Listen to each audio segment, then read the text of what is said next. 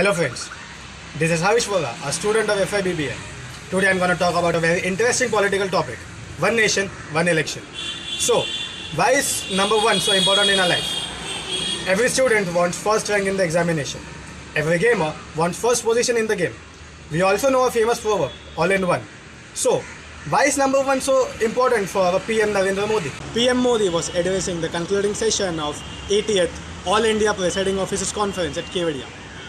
In his speech, he stated that one nation, one election is not just an issue of deliberation, but the need of the nation.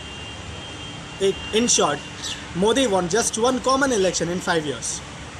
Another important thing that he stated in his speech was the concept of one nation, one voter list, which means a common voter list to be used in Lok Sabha, Vidhan Sabha and other elections.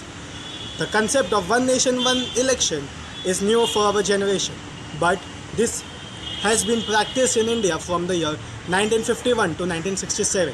But due to the dissolution of central and the state governments in the past, it has to be dissolved. In the year 1999, former BJP President Lal Krishna Advani proposed the bill for the same in the parliament, but it was denied. But how is the concept of one nation, one election beneficial to India?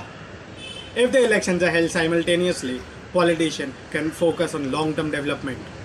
Politicians can also look after the local issues, resulting in good micro-governance. Simultaneous elections can also reduce the loss to the economy. If the elections are held simultaneously, factors like black money, booth capturing, etc. will be reduced, as the government staff will be used only once. Now, as you all know, every coin has two sides. Similarly, the concept of one nation, one election also has some drawbacks. To conduct simultaneous elections in India, many amendments are to be made in the constitution. Frequent elections will bring politicians back to the public. Many voters in India are unaware about the mechanism of politics, so they may get confused.